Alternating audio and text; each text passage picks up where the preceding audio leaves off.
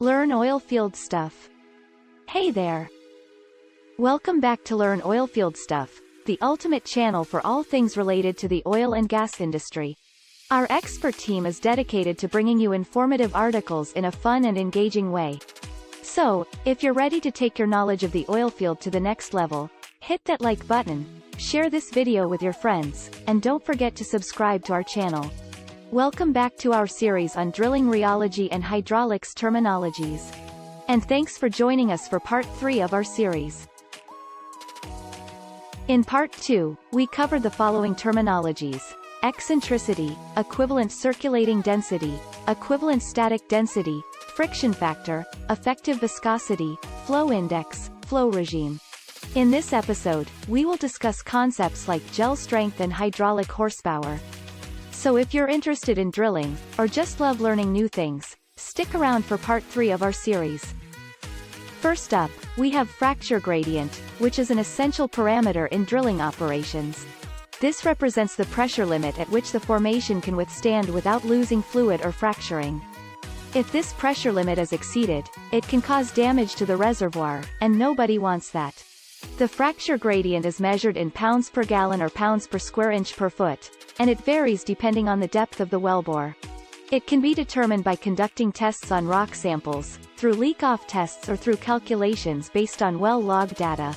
Once the fracture gradient is known, it can be used to design the drilling mud weight and the casing program for the well.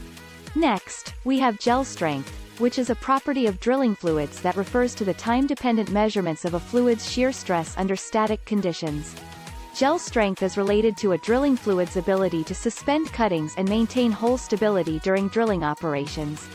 The gel strength of a drilling fluid is determined by factors such as its chemical composition, particle size distribution, and temperature.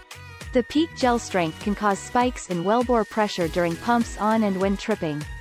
It is important to manage the peak gel strength of all fluids used downhole to prevent lost circulation and formation damage. Now let's talk about hole cleaning, which is a critical aspect of drilling operations that involves the removal of drilled cuttings from the wellbore to maintain efficient drilling and prevent issues such as stuck pipe and reduced rate of penetration. Drilled cuttings are small rock fragments generated by the drill bit as it penetrates the formation. The ability of a drilling fluid to transport and suspend these cuttings is known as hole cleaning.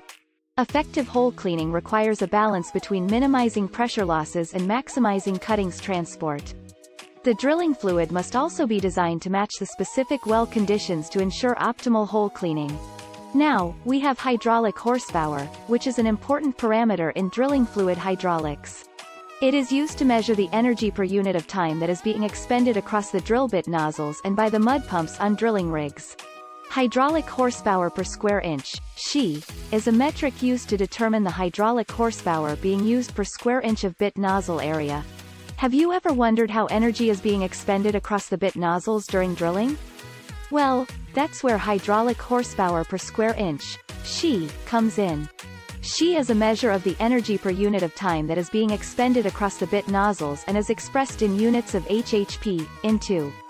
It helps to optimize drilling performance by ensuring adequate bit tooth and bottom of hole cleaning, as well as avoiding premature erosion of the bit itself.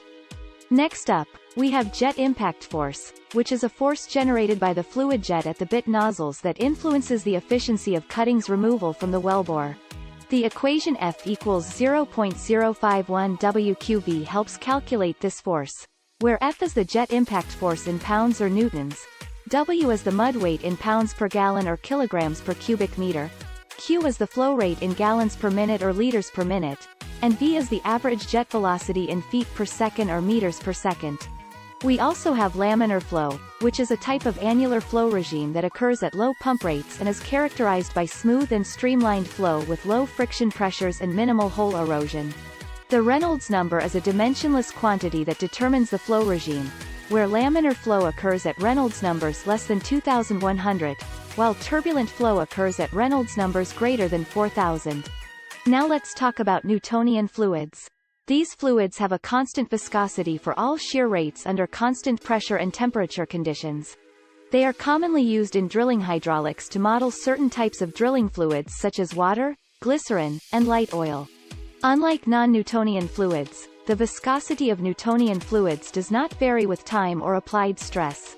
Last but not least, we have plastic viscosity, PV, which measures the resistance of a fluid to flow freely and is influenced by the friction between the fluid and the solids and liquids present in the drilling mud. PV is typically reported along with other rheological properties of drilling fluids, such as yield point, YP, which together provide a comprehensive understanding of the fluid behavior under different flow conditions. Thanks for tuning in to part 3 of our series on drilling rheology and hydraulics terminology. This is not the end of the series! In the next episode, we'll be tackling some of the trickier terms, like shear stress and transitional flow. So make sure you tune in to part 4 to keep expanding your knowledge.